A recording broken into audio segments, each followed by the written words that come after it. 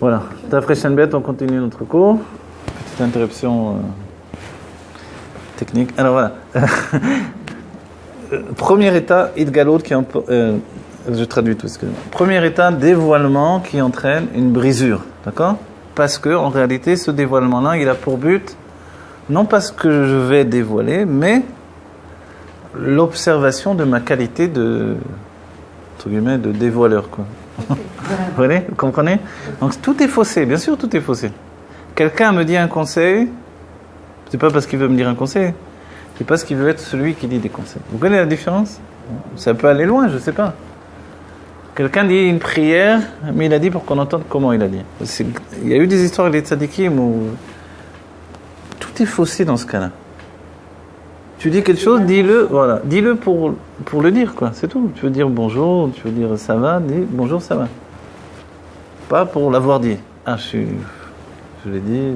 Comment vous dire ? Vous comprenez ? Tout est. Est-ce que la chose est une vérité ou est-ce qu'elle est juste une diplomatie également ? Mais il est évident que des fois on est un peu gêné ou quoi que ce soit, d'accord ? Ça n'empêche. Il faut apprendre à être de plus en plus naturel. Et c'est difficile. Le rabbi nous pousse au maximum. Le rabbi nous dit, tu montes dans un bus, tu parles aux gens. J'ai pas toujours envie, des fois ça me saoule. Il faut dire la vérité, voilà. Dans l'avion, je me rappelle, dans l'avion, on voyait chez le rabbi, allez, il faut mettre les tefilines à tout le monde. Mais j'ai pas envie, en vérité. Alors, après, vous avez trop honte de ne pas vous lever, vous levez. Hein. Évidemment, les gens, ils rouspètent. Maintenant, vous êtes en plein milieu, alors les stewards et les femmes des hôtesses de l'air, ils rouspètent. Qu'est-ce que vous faites au milieu ? Asseyez-vous.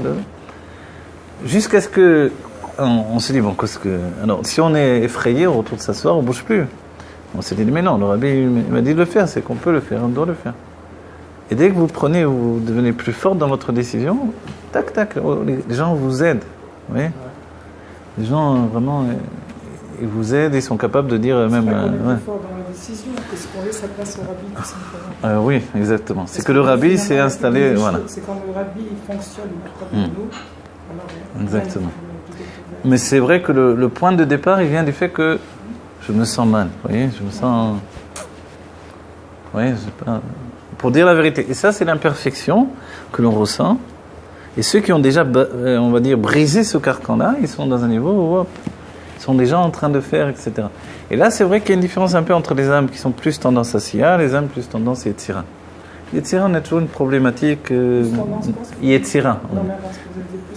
Asiya ou plus... Asiya, c'est ceux qui sont dans l'action, ceux qui sont dans les sentiments. Quand on est dans les sentiments, forcément, on cherche un moment de bien-être dans chaque état de choses. Oui ? Je monte dans le bus, je veux chercher un moment de bien-être. Je monte... Oui ?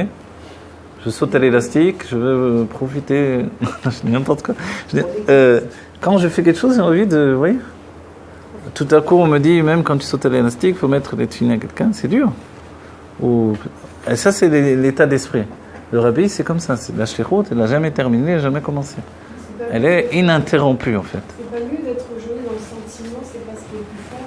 C'est-à-dire de passer d'abord par un cigare dans le monde de l'action, et ensuite, après, on tire une connaissance, et après, avec on passe dans le monde de l'Etsira pour avoir le sentiment, le bon sentiment. C'est pas plus fort, ça ? Alors oui, vous avez raison, c'est très bien ce que vous dites. Et je vais vous souligner, je vais vous donner un exemple. En sortant en Mifsaïm, je me rappelle, justement, moi je suis plutôt intellectuel, donc je préférais étudier que de sortir dans la rue, mettre les tefilines. Mais quand je le faisais quand même, j'étais pas froid quand je le faisais. Froid. Certains le faisaient quotidiennement, on va dire, ils étaient plutôt froids, ils venaient pour l'action. Tandis que moi, si déjà, alors je donnais tout mon être là-dedans, quoi. Et les gens le ressentaient. Il y a quelque chose qui se transmet au niveau des sentiments. Et vous avez un grand amour de l'autre qui se dévoile. Et vous voyez, c'est là où le rabbi nous dit, c'est pour toi que je te dis ça de sortir. Pas pour eux. Il y a quelqu'un d'autre, un autre chalier va venir, va s'occuper d'eux. Mais toi, ça te fait du bien. Bien sûr, ça fait un grand bien. Bien sûr. Ceci dit, on ne peut pas faire ça du matin au soir parce que la source de vitalité vient plus de l'étude. Il faut savoir trouver le juste milieu entre toutes choses. Vous voyez ? Donc, au moins, quand on est intellectuel, il faut au moins enseigner, transmettre par l'enseignement, etc. Chacun doit trouver là où il est plus misfaïm, de ce côté-là ou de ce côté-là. Ce qui n'empêche pas de faire les uns les autres, mais dans toutes les situations. Bonne santé. Bon, alors voilà. On a compris. Premier état, il galoute pour la Metsiout. Et c'est ça notre gros problème. C'est ça ce qui nous apporte. Je ne traduis pas à chaque fois, mais vous avez bien compris. Vous revenez dans les notes. Dévoilement pour en fait exister par ce dévoilement. Si je le dis comme ça, c'est perçu différemment, même pour moi, au moment où je le dis. Vous entendez ça? Si je me dévoile pour exister par le dévoilement, c'est là où je découvre moi-même que je suis très pauvre en fait. Je vais vous donner encore un exemple. Il faut qu'on aille au bout de cette idée-là, d'accord? Qu'on se sorte de psychanalyse, qu'on se débarrasse de beaucoup, d'accord? C'est-à-dire que, comment vous dire? Avant d'enseigner, je vais le traduire personnellement. Avant d'enseigner, j'ai ce sentiment que je ne connais rien du tout. Que je suis, comment on dit, bourre vers Maretz, je ne connais rien du tout, mais rien de rien. Ok? Avant de parler, avant d'ouvrir la bouche, de dire l'enseignement. C'est seulement au moment où on parle que l'expression nous apprend nous-mêmes ce qui est en nous, qui s'est emmagasiné avec le temps. Oui? Donc en fait, c'est pour ça qu'il y a deux sortes de façons d'enseigner. Ou je prépare des cours, je les ai codifiés, etc., et je les enseigne. Mais c'est très limité finalement dans la construction. Ou alors, toute ma vie, c'est d'étudier, et quand j'enseigne, je dis ce que j'ai étudié. Mais je ne prépare pas le cours, parce qu'il va naître de toute mon étude. Oui? Ça peut être la différence où le médecin, on lui a appris exactement ce qu'il devait faire, et c'est exactement ce qu'il devait faire. Mais il ne va jamais devenir le plus grand médecin du monde, évidemment. Ou alors, il a appris la médecine et quand il se met, maintenant, il est une autre personne. Et c'est comme ça peut être sur les scènes du théâtre ou sur autre chose, etc. Ou, vous voyez, ou dans les mifsaïm, ou dans toute chose, on peut voir les choses de deux manières. Ou je codifie les choses exactement, je vais transmettre ce que j'ai, ou alors je décide de donner toujours plus que ce que j'ai. Et pour donner plus, je suis obligé d'arrêter de m'enfermer, de limiter. Vous comprenez? Et c'est là où on se met en danger. Moi, j'ai pratiqué ça des années. J'ai bien vu au début que quand je préparais, c'était une grosse catastrophe, parce que je m'ennuyais dans les cours. Quand on s'ennuie, tout le monde le sent. Jusqu'au jour où j'ai dit, j'arrête de préparer. L'important, c'est que j'étudie, que j'ai quelque chose à dire. Et à partir de ce moment-là, on rentre dans une autre dynamique. Au début, j'avais même très très peur d'aller enseigner, exactement avec le Kabbalah. Ça fait très peur au début parce qu'on dit, ah, oui, qu'est-ce que je vais dire? Et petit à petit, on se dénude, on apprend à se dire, alors si je m'humilie en public, qu'est-ce que ça fait? Oui, vous comprenez? S'humilier, c'est très bon, ça fait du bien. Si en plus, eh bien oui, ça fait du bien parce que ça enlève tout le yesh en un instant. Et oui, en un instant, on attend. En fait, c'est ça, on apprend petit à petit. Tant qu'on n'a pas fait ce travail, forcément, il y a beaucoup de choses superficielles que l'on trimballe avec nous. Il faut vider la valise et on voit elle est plus légère, vous comprenez? Le sentiment de non-existence au départ. Alors. Voilà, exactement. Voilà. L'infini s'exprimer à travers notre bouche. Exactement. Et le gros tikkun amidot de nos générations, c'est les enfants qui nous le font, je veux dire, franchement. On peut donner beaucoup de travail sur l'intellect et nos enfants, de toute façon, nous feront le tikkun amidot dont on parle dans les livres. D'accord? Les enfants nous enlèvent beaucoup de yesh et dévoilent énormément de yesh en nous. C'est-à-dire de la colère, de la mesquinerie, du manque de patience et tout. Ouais? Donc les enfants sont là pour voir où je me trouve encore. Effectivement, on voit que c'est pas possible, il y a encore tout ça. Et alors, c'est pour ça que d'un autre côté, il faut se donner à fond dans ce qu'on fait. Il faut être passionné et transmettre cette passion. Ce que la Chassidut dira, Chay la Chayot, vivre pour vitaliser les autres. Et les Rebbeim sont très makpidim sur ça. Il ne suffira pas de vivre. Je vis pour vitaliser les autres. Et ça, c'est la Chassidut Rabat, c'est vrai. C'est-à-dire, il ne suffira pas, il y a Breslev un peu dans le même état d'esprit, mais sinon, souvent, les autres, il y a des courants où c'est très, je m'occupe de moi. Vous voyez, ça se différencie. Et c'est pour ça, si on veut être rabbin, ça veut dire ça. Ça veut dire tu ne peux pas vivre pour toi, sache. Tu dois vivre, t'habiller dans une vitalité que tu vas transmettre à ton tour. Et peu importe que j'ai 1 an, 2 ans, 10 ans, 20 ans, 50 ans, 70 ans, 90 ans. Ça ne change rien. D'accord? Ok. Alors ça, c'est le premier état, on a analysé. Le deuxième état, on revient. C'est quoi? C'est O Shahid Galut Irak Beprinat Gilou Iminaitsem. Ou alors que le dévoilement est uniquement un dévoilement depuis les sens. Comprenez ce que ça veut dire ça? Lo liot beprinat metziut rak it galut levad. C'est pas pour être une metziut, c'est pas pour être le plus beau, le plus grand, le plus fort, je sais pas quoi, que je parle, que j'exprime, que je dis. C'est pour dévoiler la chose. Vous comprenez, ça change tout dans notre vie. Dans notre vie personnelle aussi, ça change tout. Si une femme dit à son mari quelque chose parce qu'elle a envie d'être intelligente aux yeux de son mari, ça va tout changer. Bon, heureusement, au quotidien, il n'y a pas trop ce truc-là. Mais si c'était le cas, on verrait que ça ne pourrait pas agir sur lui. Ou le contraire, c'est plus le mari envers la femme de ce côté-là, je crois. Qui veut dire quelque chose pour paraître intelligent devant sa femme, vous voyez ? C'est le yesh, c'est le premier état dont on a parlé. Mais si c'est juste de transmettre un dévoilement, tout est changé. Un ami qui parle à un autre ami, ou une amie à une amie, vous voyez, elle lui dit, en fait, elle veut lui faire la leçon, comme on dit, au lieu de lui transmettre quelque chose de profond, ça change tout. Vous voyez ? Donc en fait, on a un sentiment quelquefois que tout le monde peut nous entendre et tout le monde peut nous écouter du moment où on est suffisamment dénudé et délicat dans notre manière de parler. Vous voyez ? Je ne dois pas vouloir abîmer l'autre, je ne dois pas vouloir lui faire de leçons, je dois juste lui transmettre un message. Dans ce cas-là, en fait, il n'y a pas de raison qu'il ne le reçoive pas. C'est ce que la Chassidut dit, ou la Torah en général, ce qui sort du lèvre rentre dans le... Ce qui sort du cœur rentre dans le cœur. Kemaim apanim lepanim, ken lev adam le adam. C'est toute la Chassidut, toute la Kabbalah. Comme de l'eau qui reflète l'eau, ainsi en fait le cœur de l'homme dans un autre homme. C'est aussi bien dans les mondes divins que dans ce monde-ci. C'est pour ça que le monde de Hatzilut reflète le monde d'avant le Tzimtzum.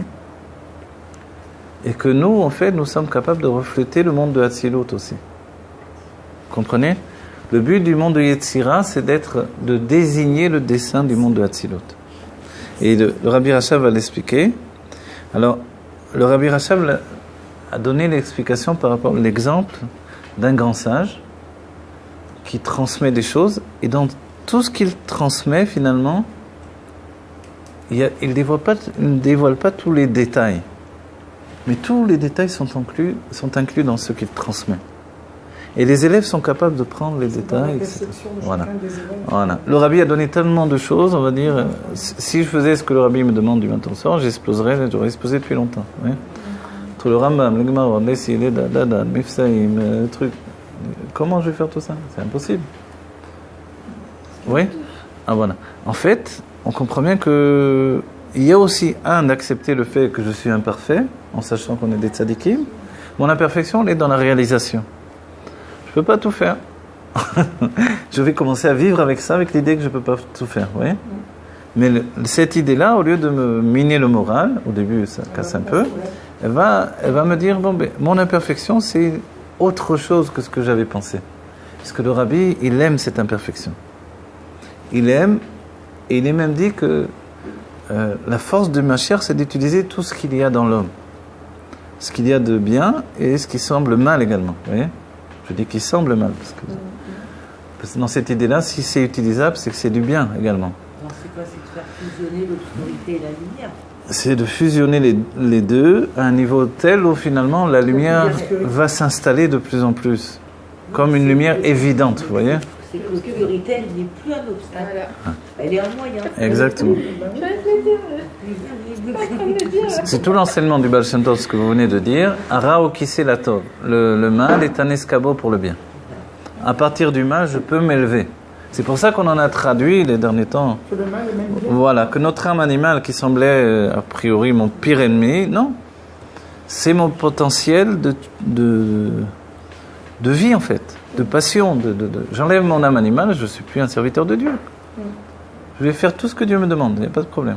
Parce que j'ai plus d'Israël. Donc tout ce qu'il me dit, tfila, tout ce qu'on... Un robot, voilà. En fait, il n'y a plus de... Et il n'y a plus rien, il n'y a plus de Ben Adam. Donc, alors Dieu, s'il voulait des anges, c'est ce que le rabbi a dit, il aurait pris des anges. Donc il n'a pas pris des anges. Alors s'il n'a pas pris des anges, alors voilà, il nous a pris. Voilà. Donc, c'est quoi le bien du yesh alors le bien qu'il y a dans le yesh, c'est justement le fait que vous ne faites pas les choses pour paraître, mais pour être. C'est ça l'état d'esprit, vous comprenez? Vous étudiez pas pour paraître, vous enseignez pas pour paraître, vous dites pas pour paraître, pour être. Mais on est quoi. Et oui, mais vous voyez les gros problèmes de la... Chaque fois que ce qu'on étudie, c'est ce qu'on est. Oui, non, d'accord, mais vous voyez que la première idée, c'est ça. Faire pour paraître. La deuxième, c'est que si vous êtes simplifié, forcément, les choses en arrivent à l'être dès que vous exprimez. Mais le piège, ça serait d'exprimer pour paraître et non pas pour être. C'est comme celui... Il y a une image qui est donnée, celui qui fuit le kavod le poursuit. Vous connaissez?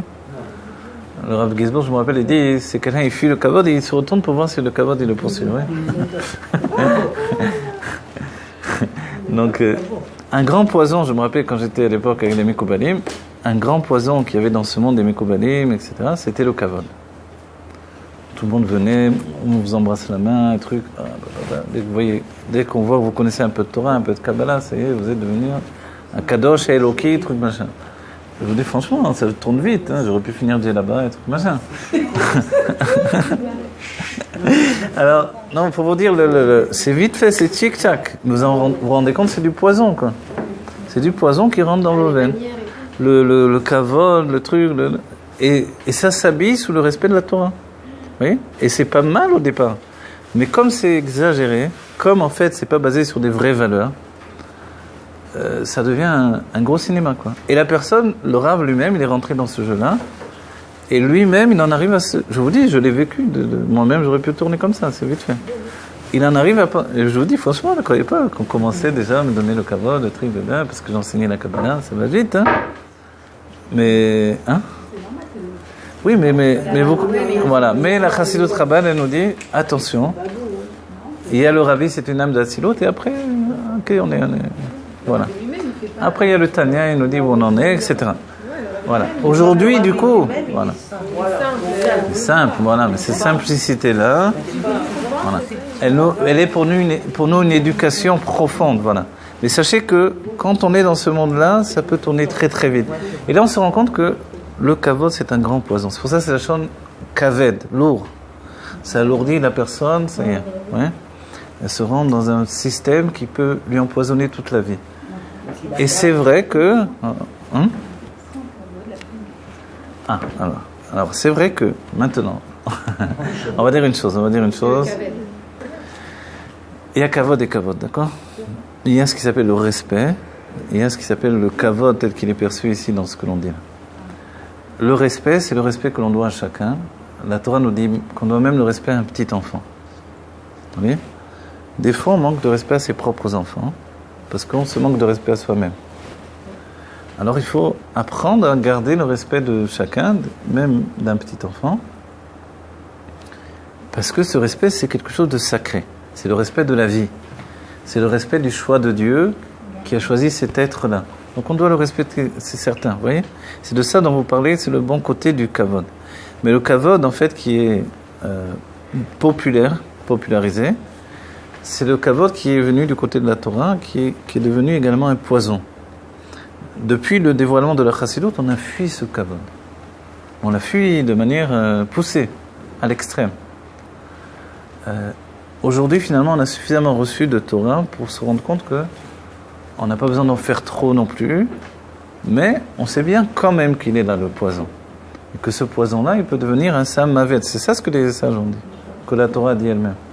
C'est-à-dire que la Torah, dès qu'elle me rend quelqu'un de trop important aux yeux des autres, alors ça y est, je peux penser que ce que les autres disent sur moi, c'est vrai. Et ça va vite, vous voyez. Je vous le dis parce que je l'ai vécu, moi.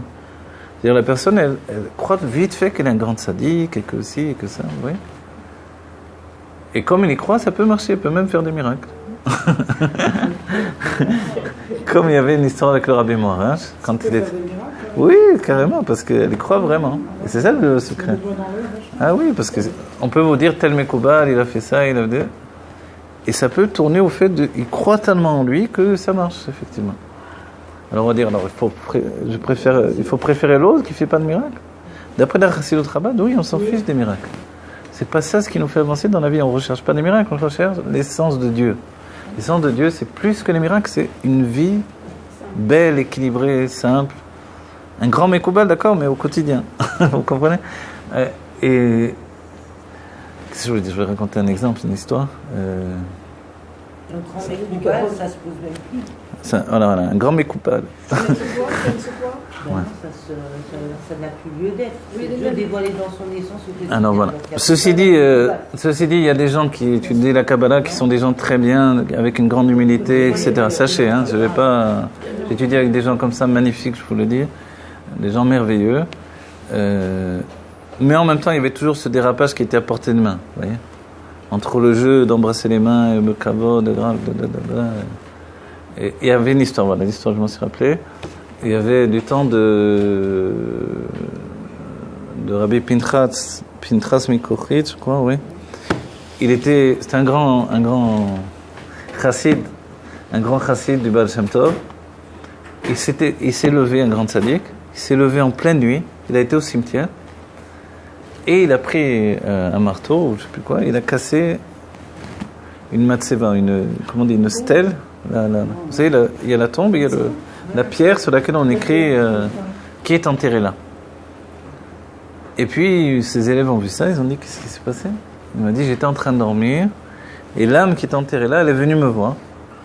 Et elle m'a dit à cause de tout ce qu'ils ont écrit là, alors j'ai pas de repos dans le Gan Eden. Parce que ça correspond pas du tout à ce que je suis. Il y avait écrit Arav, Agadol, Gaon et trucs machin. Vous savez comme ils mettent sur les affiches aujourd'hui. Et en fait, le pauvre, il n'était rien à voir avec ça. Du coup, quand il est arrivé dans le Olam Haemet, là-bas, on rigole pas. On dit, qu'est-ce que tu veux, toi? Ouais. Ça ne laissait pas de repos, parce qu'il était en décalage avec son véritable niveau. C'est pas lui, mais toute sa vie, il a laissé penser ça. C'est ça le problème. Ouais. Voilà. J'ai vu une affiche d'un Rav à Jérusalem, il y avait écrit un Rav, à Gadol, à Mekoubal, à Eloki. J'ai dit, oh là là, si on fait une affiche comme ça, je... Non, pas pour moi, heureusement. Mais un Rav de Jérusalem. On écrit tout le temps comme ça aujourd'hui. Non, mais à Eloki et trucs machin, j'ai dit, ouais, c'est le Harizal, à Eloki, ouais. Ça dit qu'il y a les matins. Alors voilà, donc tout ça, dans la Chassidut, voilà, on ne vient pas critiquer, mais pour la personne elle-même, les rabbanim eux-mêmes, il faut se rendre compte que, attention, vous voyez, attention, ça fait peur. Attention, on vous met des titres qui ne correspondent pas à ce que vous êtes réellement. Et ça, c'est grave, ouais, parce qu'on est dans un monde d'expression. Ouais. On est en train de dire que c'est pas ça. Justement, mais oui, on fait vite fait, Ravagon, voilà. Et c'est pour ça les chassidim, ce qui nous sauve dans tout ça, c'est que on dit qu'on est toujours avec le rabbi. Vous voyez, là il y a la chaise du rabbi, on est avec le rabbi. Du coup, à côté du rabbi, tu vas te... Ouais. Quand on est au 770, les grands rabbanim, les petits rabbanim, ou les petits barreaux, il n'y a aucune différence, vous comprenez? Dans une mitzvah d'autre, le grand rav, il est à côté de vous, il vous sert à boire, vous le bousculez. Hein? Et on n'en fait pas une histoire. C'est comme ça que ça doit être, c'est parce que c'est bon pour lui. Parce que tout le kavod qu'on va lui donner, c'est du poison qui lui rentre dans les veines, vous comprenez? Et c'est ça. La recherche de la chassidut, c'est vrai qu'elle s'est opposée, on va dire, diamétralement. Comment? Elle s'est opposée totalement à l'idée commune dans le monde sfarad, c'est vrai, c'est ça aussi, qui était le respect, le kavod exagéré, etc. Le rabbi a dit aux shluchim qui sont partis au Maroc de faire attention, parce qu'ils sont élevés avec le kavod, de faire attention à ce kavod, de ne pas le détruire. Le kavod du père, le kavod du rab, le truc. Donc les chassidim là-bas étaient obligés de faire avec. Vous voyez? Alors qu'en Russie, on les donnait, ils étaient quand même obligés de... C'était une aura du rabbi. Parce que dans le monde marocain, vous enlevez le kavod, il n'y a plus personne. Ouais. Non, c'est très dur. Ils ne savent pas vivre sans ce kavod. Vous voyez? Donc, tout ça nous dit que attention dans notre vie. Moi, je suis le père de famille. Est-ce que je veux un kavod démesuré ou le minimum qu'on doit donner pour le respect de... Vous voyez ? Voilà. Alors voilà. Mais sachez que le kavod, c'est vite fait du poison, donc il faut trouver le juste milieu. C'est de ça dont on parle. Vous comprenez ? C'est-à-dire qu'un père qui veut du kavod, il doit se dire, est-ce que je donne du kavod à mon enfant ? Et ça, on oublie de poser cette question. Parce que c'est lui qui me doit du kavod. Ouais. Qui t'a dit que toi, tu ne lui dois pas du kavod ? C'est un être humain, c'est un être. Il a une neshama peut-être plus élevée que la tienne. Vous voyez, tout est... Dès qu'on voit les choses, depuis la Pnimiut Torah, approfondies par la lumière dans la neshama, les choses sont très différentes. Et c'est vrai qu'on oublie de poser cette question, je vous dis franchement. Parce qu'on manque très facilement de respect aux enfants. Donc le kavod ne vient pas du niveau qu'on a, mais juste d'égal à voilà, exactement. Le même enseignement, il est là. Kemaim apanim le panim, kel lev adam le adam. Et c'est vrai que quand la personne est bloquée dans son image du kavod, on ne peut pas non plus trop bousculer nos pères, nos grands-pères. Bon, voilà. Mais nous, au moins, il faut qu'on soit metaken, qu'on répare notre état d'esprit. D'accord ? On n'est plus aux époques passées. Les gens ont besoin d'être heureux. Et on a dit que la valise, si elle est trop pleine, allez-y, vous, en pleine chaleur, avec une grosse valise toute remplie de livres. Vous allez voir, les livres de peinture, c'est des gros livres comme ça. Vous allez vite les jeter. Non, je sais pas mal. Vous comprenez ? En fait, tout ça, mais ils sont magnifiques, ces livres. Vous voyez ? Le kavod, c'est bien, ça me fait... Je me sens bien. Tu te sens bien, mais c'est du poison qui est en train de te maintenir sur... Donc en fait, il faut te débarrasser. Mais je vous dis pas pour ça, pour les pères, les grands-pères, les maris, qui sont habitués à ça. Je vous dis pas d'enlever tout ça d'un seul coup. Ce qu'a dit le rabbi. Dans le monde sfarad, il faut faire attention au kavod. Mais sachez-vous personnellement que... Je vous dis, la question que j'ai posée là, je vous assure en tant que père, est-ce qu'on se la pose ? Je veux que mes enfants me donnent du kavod, mais est-ce que je leur donne moi du kavod ? Vous savez, c'est facile de manquer de kavod à ses enfants, c'est tic-tac. On hurle, une rousse, des trucs, une gifle. Oui, qui me permet de faire ça en fait, vous comprenez ? L'éducation, c'est quelque chose, on marche sur des œufs. Dans le peuple juif, on dit que les juges sont jugés. Dès qu'on est juge, on est jugé. Ça fait peur. Vous comprenez ? Un juge qui juge un autre juif, il est jugé au moment où il juge l'autre. Vous vous rendez compte ? Ah oui. Moshe Rabbeinu, il tremblait avec les juifs. Parce qu'en jugeant les autres, il était jugé lui-même. Et comme ça, tous les sages. Donc, c'est ça la responsabilité que l'on a. C'est jamais « je suis le meilleur, les autres, c'est des abrutis ». Malheureusement, on entend beaucoup ces paroles-là. Vous voyez ? C'est l'obsession qui tourne à l'intérieur de nous. C'est tous des abrutis, c'est tous des... Vous voyez ? Des incompétents, etc. Donc en fait, le problème, il vient de moi. Le problème, il vient comment je perçois l'autre et qu'est-ce que j'attends de l'autre. C'est pour ça qu'on a rapporté la dernière fois, vous vous rappelez ? Que si on sait qu'on est... En fait, ce qu'il attend de moi, c'est le plus important par rapport à moi. Ce qu'il attend de moi, c'est aussi que je sois moi-même avec simplicité, quoi. Non ? Vous vous rendez compte ? Mais ça dépend du point de perspective. Hein ? Parce que si on pense qu'il y a l'autre, automatiquement on est dans une séparation. Mais puisqu'il n'y a pas l'autre, il n'y a que moi avec une expression infinie de mon être, donc on n'est plus du tout dans cette dynamique de l'autre. Oui, mais n'oubliez pas que justement c'est pour ça que la Torah nous dit, non, c'est très bien ce que vous dites, mais la Torah nous dit que Ve'afta l'eracha kamocha. On pourrait dire, mais c'est superflu de me dire d'aimer l'autre comme moi-même. Non, c'est vrai quand on réfléchit.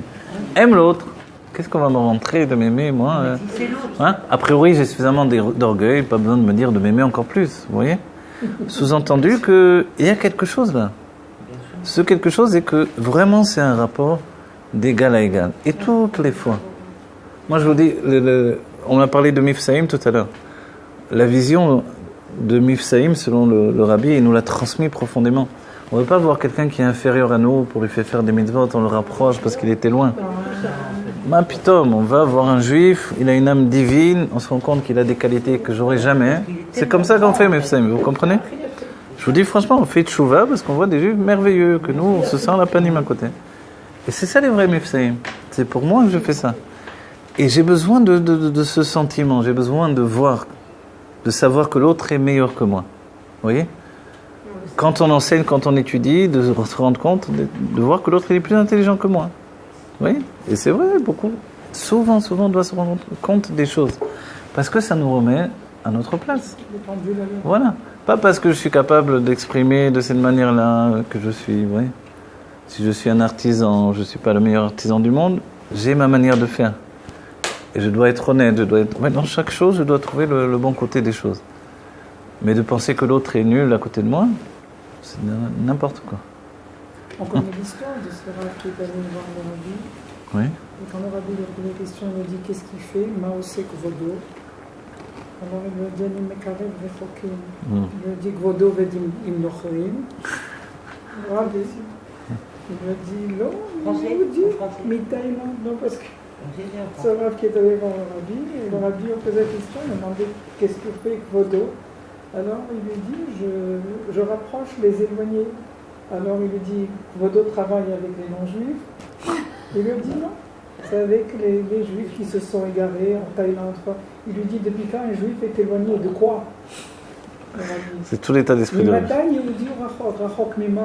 Exactement. C'est tout l'état d'esprit. Si on a compris ça, on a tout compris en vérité. Donc tout est. C'est lui qui l'a ramené. Ouais. Il l'a rapproché. Il y a eu un massé où le Rabbi, il y a un chalier qui est parti dans un endroit, il a été embêté avec un rave réformiste. Réformiste, c'est comme ça on dit, je ne sais plus, bon, réformé en Amérique. Donc il était très embêté, et finalement il a été demandé une bracha au Rabbi, il ne savait pas quoi faire avec ce rave-là, et il prenait la tête, quoi. Il ne laissait pas travailler correctement dans sa shlichut. Et il arrive au 770, au moment de la Hidvadout. Qu'est-ce qu'il voit derrière le Rabbi, le Rav réformé. Vous savez, tous ceux qui sont derrière le Rabbi. Il dit, qu'est-ce qu'il faisait là-dessus, là? Il a été voir le Rabbi après, il a dit, c'est pas possible, le Rabbi, vous mettez celui-là derrière vous. Ouais. Et le Rabbi il a dit, ça, toi tu fais ton travail de shlichut, moi je fais mon travail. En fait, des choses on ne les comprend pas dans la vie, c'est pas comme ça, c'est pas blanc, noir, c'est pas... Le Rabbi donnait la tzedaka également des yeshivot de l'Itaïm, de Metnagdim, vous voyez, d'opposer à la chassidut. A priori, on dit, mais quel rapport, ça va pas, vous voyez. Ou le Rabbi s'abonnait à un journal qui parlait du mal de lui. Vous voyez, il y a des tas de trucs que nous, on n'arrive pas à saisir. Pourquoi mettre son argent là-dedans? Pourquoi, vous voyez. Mais c'est au-delà de notre compréhension. C'est la faculté de voir le bien dans chaque chose et de savoir, en fait, avoir la largesse d'esprit suffisante pour vraiment aimer chacun pour ce qu'il est et voir des qualités dans chacun. Pour nous, c'est une éducation de vie. On ne s'est jamais arrêté, on n'a jamais commencé. Pas dire lui, il est nul, lui, il est panime, lui, laisse-moi tranquille. Lui. Non, c'est pas vrai. Chacun a m'apporté un goy comme un juif. Oui, même un goy en vérité. Voilà, qui apprend de chacun, exactement. Donc en fait, il n'y a pas d'âge pour faire tchouva. Et la tchouva, c'est un mouvement dans la chassidut. C'est un mouvement ininterrompu. Et c'est exactement ce que l'on dit là.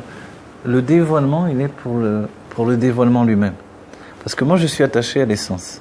Si on est de cette manière-là attaché au Rabbi, forcément, on sait la perfection d'un homme comme ça. Et c'est vrai, on va pas se... Ouais. Je ne vais pas m'imaginer que je suis arrivé à un niveau de perfection absolue.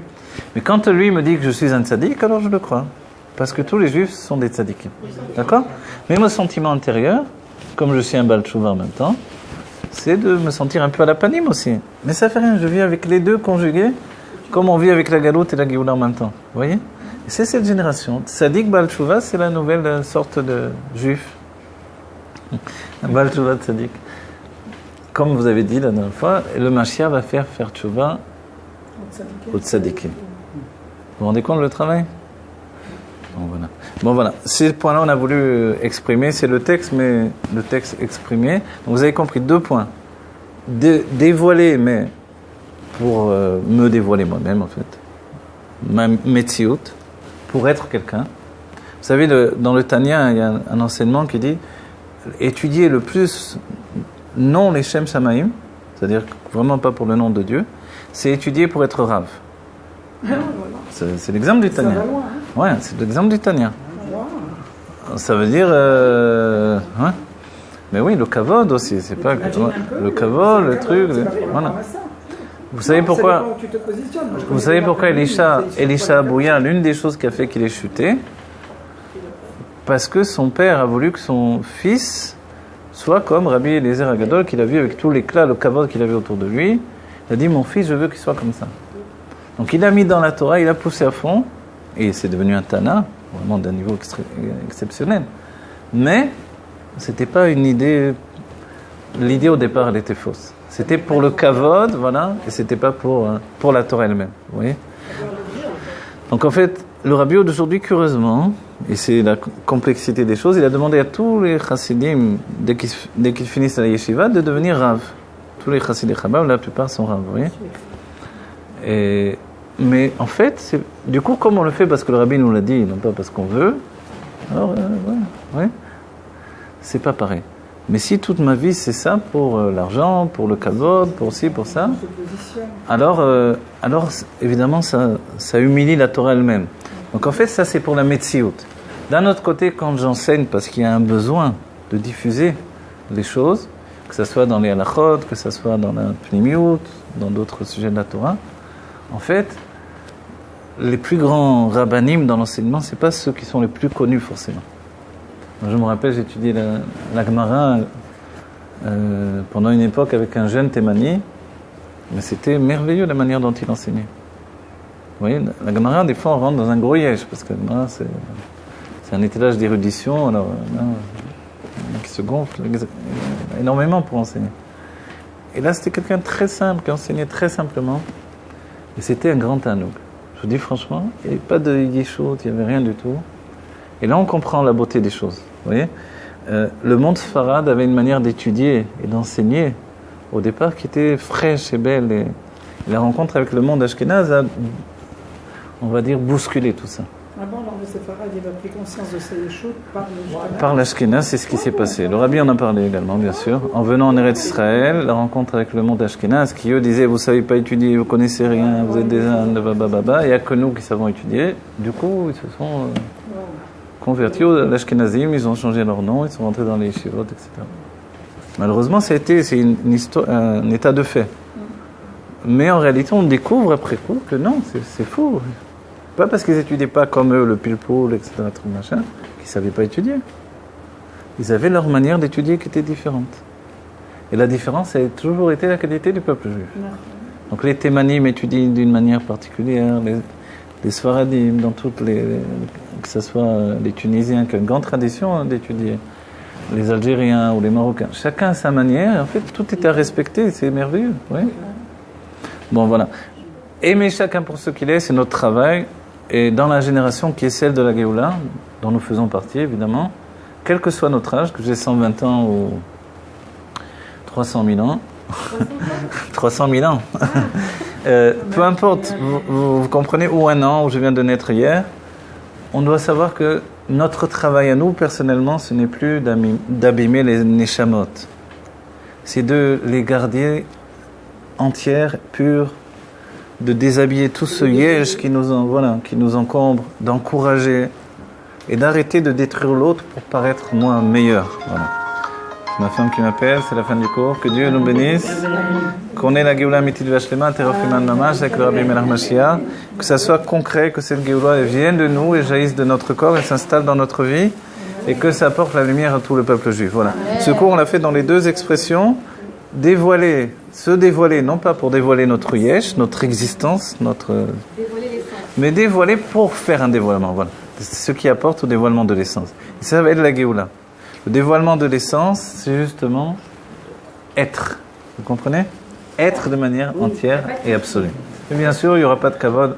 Vous pensez bien, je termine avec ça, que dans la Géoula, on va étudier avec Moshe Rabbeinu, avec les avot, ils vont pas se battre pour dire viens étudier avec moi, j'ai plus de kavod, non c'est moi, non c'est... Ouais. On va voir leur simplicité absolue et finalement comme c'est la Géoula qu'on va tous avoir le Gilou Yatzmut, ils vont pas dire toi te rapproches pas, je suis Moshe Rabbeinu, pour qui tu te prends, moi tu viens étudier avec moi, je suis Rabbi Akiva. Non, chacun va être heureux de venir, de m'enseigner quelque chose, etc. Et chacun sera même prêt à m'écouter et à entendre. Et le Mashiach va enseigner à tout le monde. Vous vous rendez compte? Donc, il est forcément, puisqu'on arrive à cette dor où on va tous être côte à côte, les plus grands comme les plus petits. Finalement, les différences de niveau seront des perceptions. Voilà, les différences de niveau seront seront tout en fait un moyen de dévoiler nos qualités personnelles en fait. Vous savez, vous pouvez étudier, connaître toute la Torah de fond en comble, mais si ça grandit votre orgueil, c'est dommage d'avoir étudié tout ça, vous voyez ?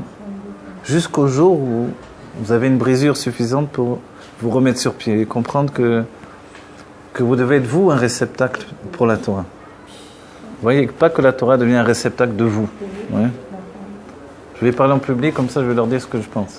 Non, c'est ça ton truc? Non, dis la Torah pour la Torah. Et après tu veux transmettre le moyen de l'autre de se parfaire, d'être mieux dans sa peau, dans sa vie, etc. Alors fais-le. Parce que sinon il vaut mieux écouter des coachs qui nous disent de la psychologie, qui vont nous aider à vivre mieux, c'est vrai. Donc en fait, il faut se dire, non attention, tu le fais pour aider les gens à mieux vivre et être bien avec eux. Et aujourd'hui, pour les Kabel Pnei, ma chère Sitkenu, Terefumenu. Amen. Qui a donné, nous morenu, Rabbeinu, Melech, Mashiach, l'Olam Vaed.